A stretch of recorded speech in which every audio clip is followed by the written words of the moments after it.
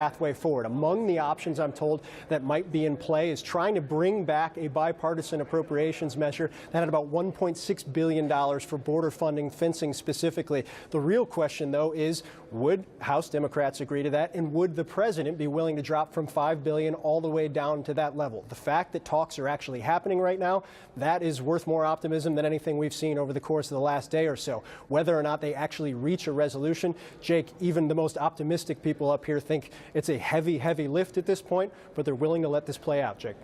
All right, Phil Mattingly on Capitol Hill for us. Thank you so much. Let's talk about this with my team of experts. How does this end? Fast forward for us. It looks like there will be a shutdown, but even if there isn't one, how does it resolve itself, do you think? Well, it's going to resolve itself at some point by somebody in Congress having to bend the knee and deal with the president who is single-mindedly focused on this border wall. I mean, listen, this is not a president who's been very subtle about what his interests are, and his interests are catering to his base. And the base wants the wall. That is a campaign promise they want to see happen. Now, he can step away from that at his own political peril, and ultimately, even with the shutdown ongoing, I think it plays into Trump's hands of proving to folks like Bannon and all the Steve Millers of the world that the government is really ineffective. Government isn't as necessary as people think it is, because unfortunately, many people will not be feeling the impacts of this shutdown. 75% of the government will continue running, so it plays right into the hands of those who would prefer to see a government take a back seat.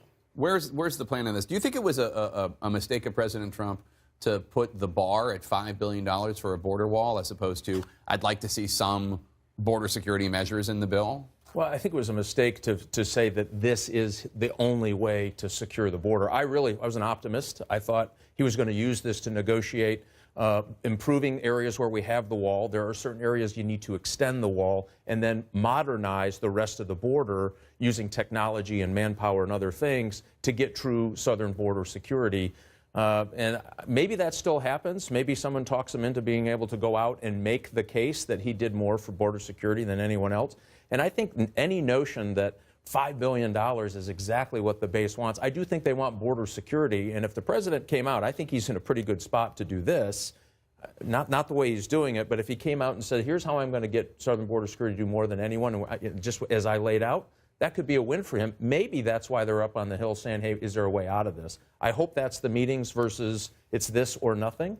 Again, I'm an eternal optimist. He does like to make a deal. If that's the deal he cuts, I think everybody could go home happy. If not, he's going to ride this. I think this is a serious mistake. He's going to impact markets and everything else into the new year that will not help him in the long run. The argument that you're hearing from people like Marco Rubio, Lindsey Graham is, why not just pay $5 billion for the border wall? I mean, Democrats, were willing to pay $800 billion for stimulus.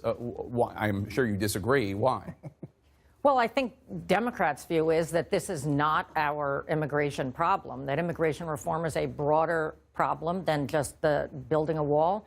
As, Mike said, actually building a wall is virtually impossible in a significant portion of the border, so that this is nothing more than campaign rhetoric. If he's serious about protecting this country and dealing with immigration, then he'll deal with dreamers, then he'll deal with process, then he'll deal with immigration reform. But he's not. He's just interested in sort of campaign rhetoric. The thing that's interesting to me is that people are so surprised that this is all going on, or that they think that the president cares if the government shuts down.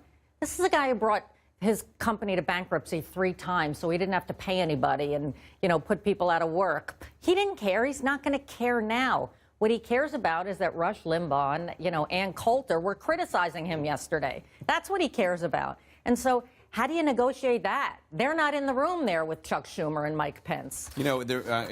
She's saying that, but there was a comment from Stu Stevens, the Romney aide, Romney advisor, who wrote, quote, on Twitter, Republicans voted for a guy who cares more what Ann Coulter thinks than General Mattis.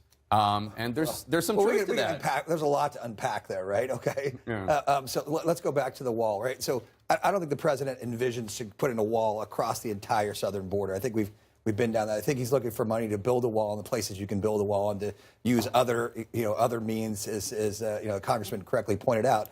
Ground surveillance radar, aerial. There's lots of things you can do to have an improved southern border. But that's not what he's asking for. He's asking for a border wall for money $5 billion because there is still a giant portion of the southern border that can be secured by a wall. But is it worth shutting down the government? Yeah, over look, the I think $5 billion that this president, this is a read my lips kind of moment, right?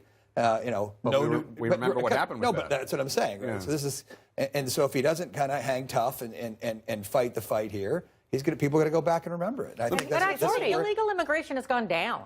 But I no, mean, this he ought to be more than that. declaring victory on some level. This is a 2020 engagement tactic for him. He's already agree with that. He's already tweeting it out, as of today, tweeting to his supporters to put money themselves towards funding a border wall. This has far less to do with any security policy Listen, and more to do with catering to the base. I've talked to some of the members in the House.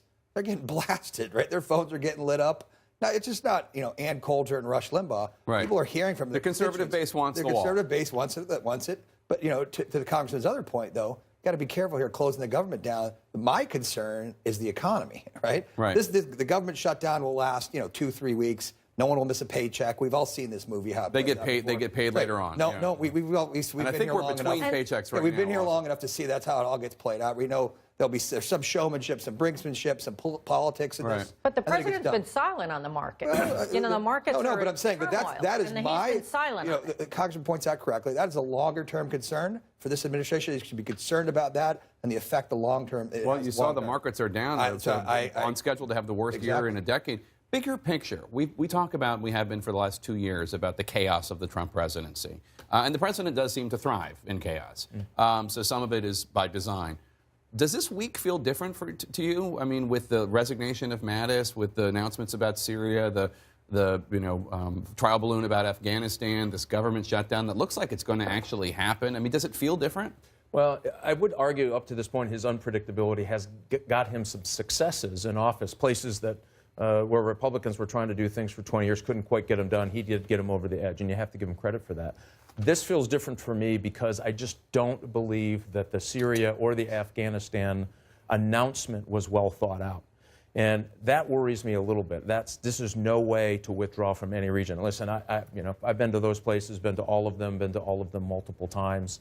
And I do worry about what happens in the aftermath. And we've seen this before. And, Republicans, me included, were coming at President Obama pretty hard over his policies in Iraq and other places. And my argument is the Republicans need to stand up here and say, if that's your policy, then tell us what it is and how we're going to do it. Listen, if this government, if this nation wants a war in Syria, we should have a full-throated debate on it, and the Congress should vote on it. We're acting under the same authorization to use the force. We're going to have a lot more. We're going to have a lot more about. We're going to have a lot more of this, and we're keeping you guys here. We're going to have a lot more talk about this. Before he even starts his new gig, President Trump's incoming chief of staff has been found calling the border wall idea, quote, absurd and childish. The clip that CNN's K-File found. That's next. Plus, more breaking news. Supreme Court Justice Ruth Bader Ginsburg in the hospital after having surgery to remove cancerous nodules. Our doctor Sanjay Gupta is standing by with the diagnosis. Stay with us.